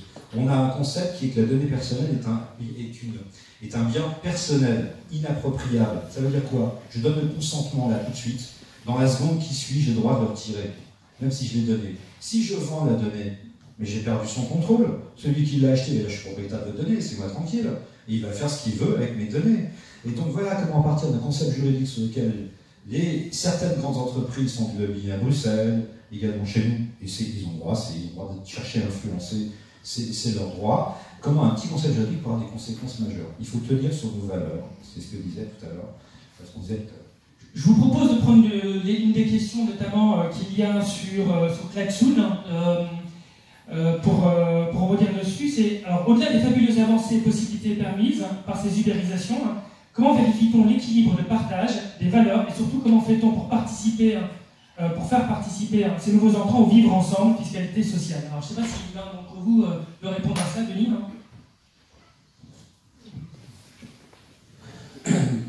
En fait, je crois que c'est toi, Olivier, qui a parlé de ça tout à l'heure, avant que ça pète. D'abord, pour Madame la secrétaire d'État, je pense qu'on peut avoir sainement peur tout en restant optimiste. Et en fait, la réalité aujourd'hui, c'est que si on n'a pas peur, on est mort. La peur, c'est un phénomène purement humain qui a été inventé pour qu'on y réagisse, qu'on s'équipe et qu'on puisse rebondir. Et donc la peur est plutôt un bon facteur. Alors, je ne parle pas de la peur, d'une certaine forme de peur, mais cette peur, elle est nécessaire parce que simplement, moi aussi je partage ça, et vraiment tout qui aime bien Châtillien, on a envie que ce gouvernement réussisse, mais effectivement le rapport Villani est très en deçà de ce qu'on pouvait en attendre. Pourquoi? Parce que, je veux dire, 1,4 milliard et encore une partie, c'est en gros ce qu'appelle une province chinoise investie tous les 6 mois. Donc je veux dire, c'est pas comme ça qu'on va pouvoir faire de la compétition, c'est pas en n'augmentant pas le salaire des chercheurs, c'est pas, etc. Donc on est complètement... Mais oui, c'est la première fois que quelqu'un en Europe aborde ces sujets, donc on va pas s'en plaindre, et il faut surtout pas qu'Emmanuel Macron, qu'on ait voté ou pas pour lui, échoue, parce que le prochain sur les dominos populistes européens, c'est nous. Bon. Donc, si on a envie d'être gouverné par Mélenchon et voir ce que ça donne, effectivement, par ceux qui nous attendent au carrefour de l'autre côté, bon, bah, je passerai du vert au rouge, effectivement, mais je peux vous assurer que pour l'entrepreneuriat, ce ne sera pas super bénéfique. Bon. Donc, le problème qu'a le monde, c'est quoi aujourd'hui? C'est que son obsession totale, c'est d'arriver à une productivité qui élimine l'homme. C'est ça la réalité. Donc, c'est de ça qu'on doit avoir peur. Pourquoi? Parce qu'on est arrivé dans un tel état d'endettement, et ça on doit dire merci aux politiques du monde entier, on est arrivé dans un système de vieillissement, et ça c'est la faute à personne, c'est la réussite de la médecine de faire que, en 2050, la plupart des pays occidentaux auront 62 ans de moyenne d'âge, mais que tous les mois, il faut payer des retraites à ces gens qui ont travaillé toute leur vie, et qu'aujourd'hui, quand on dit les méchants actionnaires qui veulent des profits, la plupart c'est des pension funds, des caisses de retraite qui ont juste besoin de faire des chèques de fin de mois à des gens qui attendent leur retraite. Donc c'est pas des méchants actionnaires, il faut juste qu'ils payent. Et comme aujourd'hui les boîtes nouvelles ne font plus de profit, mais il faut qu'elles dégagent du profit par la survalorisation. Donc si je m'appelle Uber et que je vaux 50, si je ne vaux pas 100 dans 2 mois, dans 2 ans, dans 5 ans, ben moi, pension fund, je ne vais pas me prendre une super plus-value, et avec cette super plus-value, je ne pourrai pas payer la retraite. Donc on est dans un monde qui vieillit, qui est endetté, qui n'a plus de croissance, qui n'a plus de démographie, et donc ça veut dire qu'on est au bout du gouffre. Voilà, c'est ça qu'on doit avoir peur. Et dans ça, il y a 2 puissances dominantes, la Chine, dont on ne parle pas assez, qui est en train vraiment de faire 100 fois plus que les Américains. Quand les Chinois vont faire un véhicule, l'Amérique en produira 0,1. Bon. Et le problème du transport autonome notamment, c'est qu'à un moment donné, eux vont le faire sans se poser de questions de réglementation. Parce que la réglementation, ils s'en foutent, la donnée, ils s'en foutent, ils s'en tapent. Ils s'en tapent. La culture chinoise n'a que faire de la donnée, c'est pas son problème. C'est l'efficacité et surtout de ne pas avoir d'étrangers qui viennent participer à sa valeur. Ça, c'est le traumatisme du XVe siècle. Personne ne viendra piquer le business aux Chinois, ils nous tondront la laine sur le dos et c'est terminé. C'est juste son histoire qui est comme ça. Donc, le problème important de ce monde, c'est le partage de la valeur. Et on arrive enfin, après cette longue intro, à la réponse à la question. Mais c'est de dire comment est-ce qu'on va régler ce problème-là. Alors c'est marrant parce qu'il y a 2 forces qui s'affrontent dans le monde. D'un côté, on a Trump, qui est quand même un président pour le moins imprévisible, mais qui s'ouvre de temps en temps à l'oreille qui s'ouvre. Et là, l'oreille s'ouvre à Warren Buffett qui lui dit, dis donc, si on interdisait éventuellement la publication des résultats trimestriels, si ce type fait ça, rien que pour ça, dans ma vie, je serais capable de voter Trump. Pourquoi? Parce qu'il va complètement transformer en 5 ans le capitalisme mondial. On va passer d'un court terme du trimestre à une année, peut-être à 5, et on va redécouvrir la vertu d'un capitalisme de long terme. Donc, l'avantage d'avoir un type issu du chaos, c'est qu'il peut aussi nous sortir des trucs assez incroyables parce qu'il a écouté des gens. Et Warren Buffett, comme les Gates, etc., on peut leur reprocher ce qu'on veut, mais leur truc, c'est le partage de la valeur. Et donc, la question, effectivement, et ça y est, il revenait tout à l'heure, c'est amusant, il disait, mais Uber arrivé avec 10 millions, il va ressortir avec 100 milliards. Mais moi, j'avais envie de dire, si G7 et Taxi Bleu, à l'époque, au lieu de s'engraisser pendant 30 ans sur le dos des taxis, avaient innové, ça serait eux aujourd'hui Uber qui vaudrait 100 milliards. Hein. Donc, la réalité, c'est que à cause de cette réglementation, on s'est interdit ça, il n'y a pas eu de partage de la valeur. Si on ne sait pas partager cette valeur, ces pays occidentaux sont définitivement morts. Pourquoi? Parce qu'il y aura une explosion sociale et qu'ils sont tous en train de voter pour ceux qui leur proposent de revenir au bon vieux passé. On était tous si heureux, avec plus de maladies, moins d'éducation, etc. C'était tellement mieux avant. Donc, oui, là, et comment on fait ce partage de la valeur? Ben ça, la seule solution, c'est effectivement ce qu'on appelle l'impact investing. C'est-à-dire un certain nombre de gens qui sont en train de le pousser aujourd'hui, Elisabeth Corley, le patron de BlackRock, le Warren Buffett, etc., en disant maintenant, on ne va plus mesurer les résultats des entreprises sur leurs bénéfices de fin d'année, mais sur l'impact qu'elles ont sur la planète, sur les gens, sur l'emploi, parce que je rejoins Bruno, il n'y aura pas de destruction créatrice. C'est juste impossible. Pourquoi? Parce qu'on cherche la dernière réserve de productivité, parce qu'il n'y en a plus, et que la seule réserve de productivité, c'est de supprimer l'être humain. C'est tout. Donc, à partir du moment où on n'est pas capable d'échapper à cette équation, ça ne se fera que par l'impact investing, par la transformation des règles qui font qu'on investit dans une société. On a eu un dîner très intéressant à New York au début du juillet. Il y avait Brune Poisson qui était là, mais il y avait Amina Mohamed, la secrétaire générale de l'ONU, Jeff Sachs, qui est un des plus grands climatologues mondiaux, et les patrons de BlackRock, en disant si on ne fait pas ça, c'est mort. Et ça pètera dans un univers de moins de 10 ans. Mais c'est très clair. Ce qui est effectivement une des problématiques, alors je ne suis pas sûr que l'objectif principal de Trump soit le partage de la valeur, et dans le lot des mesures qui ont du sens. Mais, il n'y a pas de cohérence dans ça. Mais effectivement, la question qu'il y a derrière, si on perd, personne ne l'aura pas, c'est le sens après qu'il y a dans la vie, aujourd'hui qui est beaucoup donné par le travail.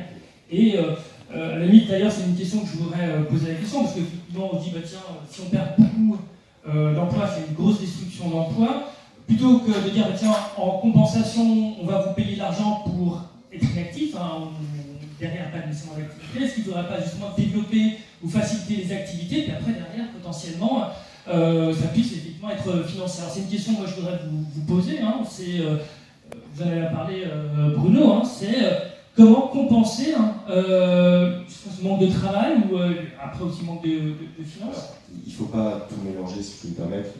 Le salariat, ça n'est pas le travail. Sous le vocable travail, il y a une pluralité d'activités possibles qui peuvent être pas rémunérées du reste.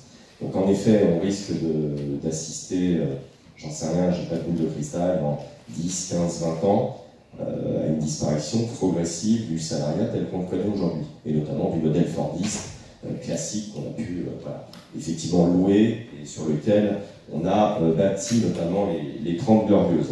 Là, on est plutôt dans une phase que moi je qualifierais des 70 piteuses que des 30 glorieuses, donc on a tout intérêt effectivement à se réveiller et à considérer que ça n'est pas... Alors on dit souvent, c'est un adage populaire, la peur n'évite pas le danger. Là, c'est même pas un danger, c'est une réalité. Les temps marchent, toutes les banques, 2000 c'est parfaitement, sont en train de licencier des gens qui sont pourtant très diplômés. Moi, je vous parle de traders, des secteurs que je connais, parce que le trading et le nano-trading, c'est une réalité. Qui peut nier dans cette salle? Qui peut nier que Murex, une plateforme qui ne surperforme pas, qui aujourd'hui est capable de remplacer 250 traders? Personne, c'est une réalité. La Société Générale vous le dira, BNP vous le dira, etc., etc. Donc on doit en effet prendre à bras le corps ces nouveaux défis et considérer que quand vous fermez des agences, quand vous allez fermer des magasins, quand vous allez licencier des caissières, des employés libre-service, vous pouvez effectivement leur proposer demain une forme d'allocation, parce que normalement l'automatisation permet de générer des gains de productivité considérables, du moins on suppose tous, dans une perspective de type industrie 4.0, on voit bien que les performances d'un groupe comme Adidas sont évidemment excellentes. Si vous allez voir ce concept de Full Speed Factory, qui est totalement automatisé, ça permet la personnalisation de temps réel et la commande en ligne de chaussures, de baskets. C'est fait par évidemment des bras robotisés, de l'impression 3D et du traitement massif de données. Ça doit permettre à ces mêmes entreprises de reconvertir leurs salariés et de leur permettre de faire des activités entre guillemets diverses et variées et différentes. Elles ne vont pas toutes devenir, ces personnes, je le répète, demain, parce qu'on en aura besoin, neurochirurgiens ou data scientist ou computer scientist. Ça, c'est une hérésie, c'est un leurre. On ne peut pas faire croire à des gens qu'en étant caissier, employé libre service, qu'avec des MOOC ou des cours ou je ne sais quoi, on va, entre guillemets, leur permettre d'évoluer dans une société numérique qui aujourd'hui implique des connaissances et des compétences de plus en plus pointues. Madame parlait d'IBM, je vous donne un exemple dans l'utilisation de Watson. Il reste quelques minutes, donc... Alors, juste un exemple sur l'utilisation de Watson, leur plateforme d'intelligence artificielle. Pour faire simple, on utilise des API. Évidemment, c'est assez simple, ce sont des choses qui sont déjà prêtes à l'utilisation, comme souvent là, peut-être pas. C'est packagé, donc ça ne demande pas des compétences effectivement inouïes pour être déployées. Mais ceux qui les conçoivent aujourd'hui, les équipes qui travaillent au sein d'IBM Research ou Microsoft Research, etc., ils sont très peu nombreux. Et c'est là où je parle d'une certaine forme d'élitisme. Ce sont des élites technoscientifiques qui sont en train, malheureusement, de s'imposer. Et malheureusement, je ne vois pas comment demain, on va pouvoir reskiller toute une population pour pouvoir utiliser le numérique de façon massive. Donc on a tout intérêt à trouver d'autres solutions pour que les gens puissent avoir une activité, salariée ou non, et soient indemnisés du fait de l'automatisation. Bon, Madame la Ministre, je vous propose peut-être d'intervenir là-dessus, parce que c'est vrai que ça a une vision qui est assez noire. Je pense qu'il faut... C'est pas une vision noire, mais non, arrêtez avec ces débats. Okay. C'est depuis le rapport Pisani-Ferry qui a été mis sous le tapis par Hollande, Denis le sait parfaitement, on n'a pas voulu avancer sur ces sujets, on se leurre et on fait comme si de rien n'était. La Chine, et bien sûr, la Chine et les États-Unis en ont parfaitement conscience. Arrêtons de nous leurrer, je suis en contact en permanence et au quotidien avec des entreprises qui licencient, qui le reconnaissent sur ces sujets du fait de l'automatisation. Comment vous pouvez aujourd'hui le contester et dire que c'est une vision apocalyptique? La vision apocalyptique, c'est celle qui consiste à nier la réalité et à faire croire qu'un gouvernement quel qu'il soit va trouver des solutions. Bon, maintenant, le point, c'est vraiment... Et pensons sur le sens de quoi? Le point maintenant, ça c'est très bien, prise de conscience, constat, la question c'est solution. Je pense que Madame la Ministre, et justement, je voudrais intervenir là-dessus. Je sens ma baguette magique. Non, je crois que le sujet, c'est d'avoir une économie qui est propice en fait à la création d'emplois, à l'innovation, au repositionnement et à la création d'entreprises en croissance. Donc voilà, c'est tout un ensemble, un faisceau d'éléments qui doit aider et accompagner, faire en sorte en fait que l'économie elle-même se transforme moins douloureusement. Et, en Europe, les pays les plus robotisés dans l'industrie sont aussi ceux où l'industrie est la plus florissante et sont aussi ceux où il y a le moins de problèmes d'emploi. Donc ça n'est pas l'industrie elle-même peut-être qui a créé ces solutions, mais c'est un contexte économique et un faisceau de politiques économiques qui ont permis et qui ont accompagné ces secteurs. Non, je peux pas dire que ça a juste un point sur l'Allemagne. On va faire ça, et vous êtes en... Vous avez quelques mots de conclusion, et je te propose, Bruno, de terminer sur la conclusion. Bon, je ne crois absolument pas, et j'aurai plaisir à vous en reparler, au lien direct, encore une fois, et Denis le sait parfaitement, malheureusement, entre densité robotique, robotisation, productivité, taux de chômage et taux de pauvreté. Je vous donne... Parler de lien direct, hein. Alors, bon, comme j'ai peu de temps, je peux pas expliquer ça dans les moindres détails, mais je l'ai fait dans l'ouvrage et je vous donne un seul exemple qui est l'Allemagne.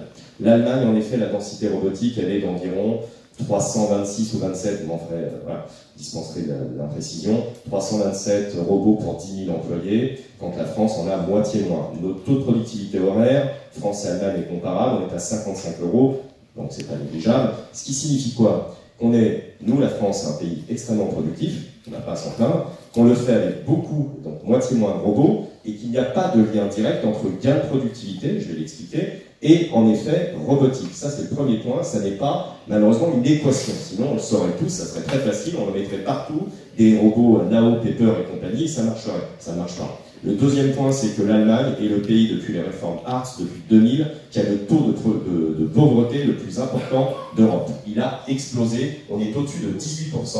Alors c'est très facile quand vous n'avez pas, évidemment, en France c'est le cas, on n'a pas eu ces réformes mini-jobs, midi-jobs, high-euro-jobs. Voilà, c'est facile de dire que le chômage est moins important en Allemagne ou l'inverse. Évidemment, on n'a pas le même régime de mesure. Qu'est-ce qui est faux? C'est totalement faux. Sur l'Allemagne, sur le taux de chômage? Allez en Allemagne. Ah bah non, c'est faux. Donc ça, ce sont les chiffres de l'OCDE, mais ils sont faux. Bah moi, je peux rien vous dire, c'est pas moi qui les publie. Bah vérifiez les stats. Vérifiez.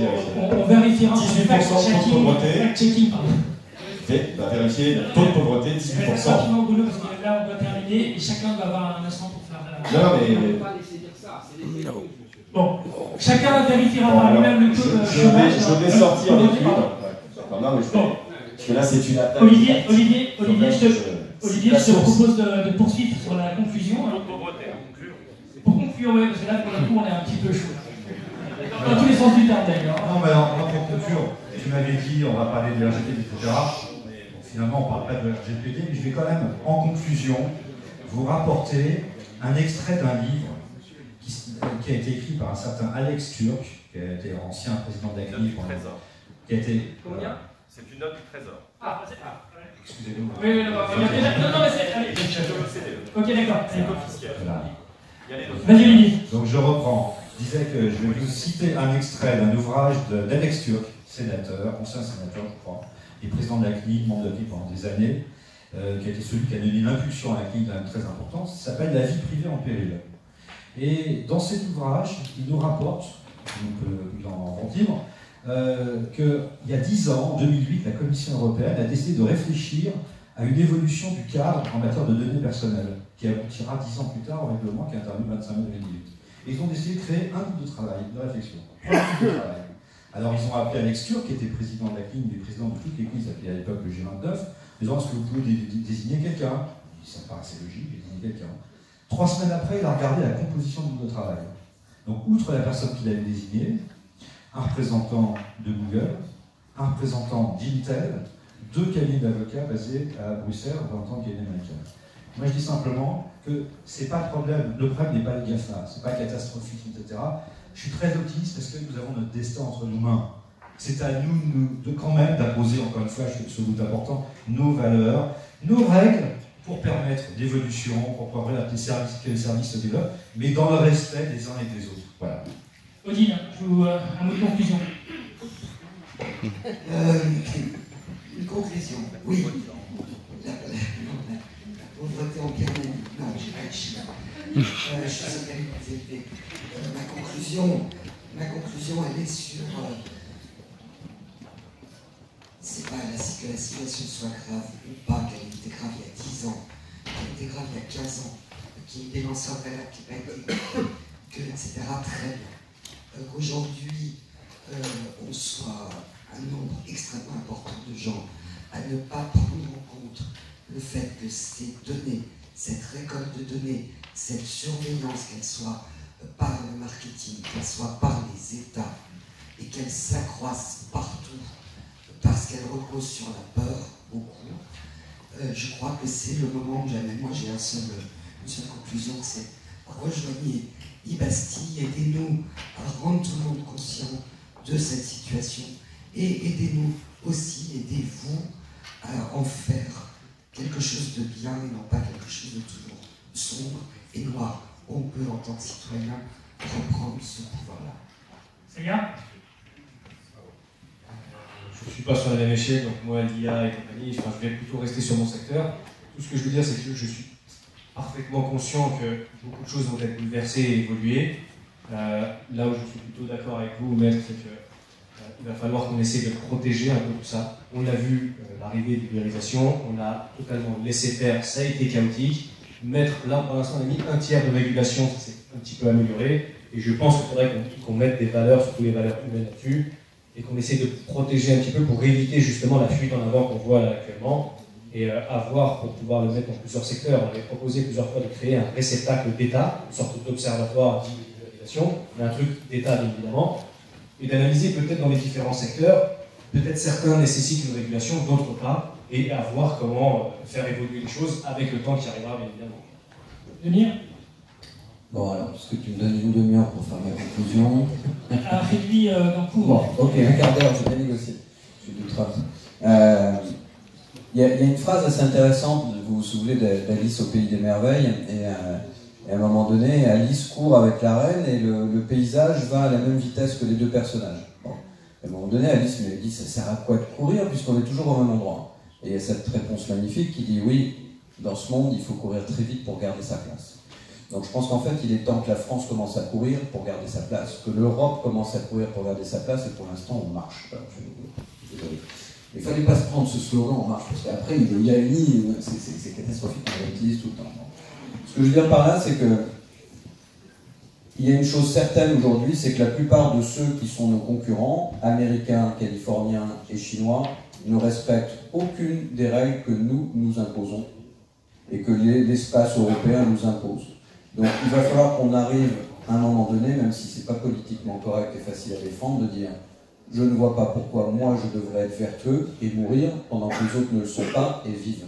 Donc c'est un choix entre mourir vertueux ou vivre non vertueux. Je préfère être non vertueux et vivre, en tout cas pour mes enfants. Donc la première chose. La deuxième, c'est mon papa aimait beaucoup. Tout à fait en face, je préfère être vertueux. Moi je donne un sens à la ouais, les deux, mais ça c'est une utopie, on aimerait tous y croire, malheureusement c'est plus compliqué. La deuxième chose, mon papa qui aimait beaucoup Serge Gainsbourg, et Gainsbourg quand il a appris la Marseillaise, avait dit combat avec des défenseurs. La RGPD, c'est un combat de défenseurs. Il est temps de passer à un combat d'attaquants. Et pour ça, c'est très rapide. Une préférence européenne. Quand vous avez un outil comme Quant, vous dites ok les gars, vous voulez vendre des PC, des smartphones partout en Europe, très bien. Sur le premier écran, l'icône c'est Quant, c'est pas Google. Ça vous plaît pas? C'est comme ça. On ne supprime pas comme en Chine l'accès à Facebook à Google, on dit préférence européenne pendant 5 ans. Et une fois qu'on a enfin des champions, il faut arrêter de s'extasier sur Blablacar qui n'existera plus dans 5 ans, c'est pas une licorne, c'est une chimère, c'est pas la même chose. Donc, à un moment donné, il faut qu'on ait des vrais champions. Des vrais champions. Quant a le potentiel d'être ce type de champion-là. Il a pris 4% à Google ces 15 derniers mois. Il faut continuer à pousser sur le champignon. Une préférence européenne. 2, arrêter de s'imposer à nous des règles que les autres ne s'imposent pas. 3, combattre avec leurs propres règles. Et 4, investir massivement. Et si l'Europe n'a plus les moyens d'un investissement direct, il faut qu'elle garantisse les investissements. Parce que vous ne pouvez pas investir en argent direct parce que vous ne l'avez plus, vous êtes endetté, vous pouvez au moins le garantir. Et là, vous pouvez garantir des boîtes qui demain poseront des centaines de milliards et qui en plus le feront avec des valeurs qui sont des valeurs européennes, avec des valeurs différentes de celles de la Chine ou des libertariens, et dans lesquelles on pourra se reconnaître. Donc on sera du coup vertueux et successful. Merci beaucoup, Demir. Madame la ministre, donc je vais vous laisser le fin mot de la conclusion de ce débat qui était animé et passionnant. Je tiens à ce qu'il y ait une injonction à ne pas prendre des décisions les yeux rivés sur un rétroviseur. Il faut qu'on se projette, qu'on fasse de la prospective, qu'on utilise éventuellement les peurs que cette prospective suscite de façon constructive et justement dans l'anticipation, dans le fait de créer des modèles qui correspondent à nos valeurs et donc qui vont nous permettre d'avoir une influence plus importante, parce qu'aujourd'hui, en effet, l'influence européenne et française n'est pas encore suffisante sur ces secteurs de l'économie. Et l'autre point que je retiens, c'est que le village gaulois, ça ne marchera pas. Il faut qu'on mette en commun des forces, il faut qu'on fasse levier complètement sur la dimension européenne. On s'y emploie vraiment. Et donc un rendez-vous cet automne, ce sont les états généraux des nouvelles régulations numériques où le gouvernement ouvre tout un tas de réflexions sous la houlette de Mouner Majoubi sur les impacts économiques, sociaux, les outils de la régulation et la façon de porter des propositions constructives, efficaces au plan européen. Je vous remercie beaucoup à tous les intervenants.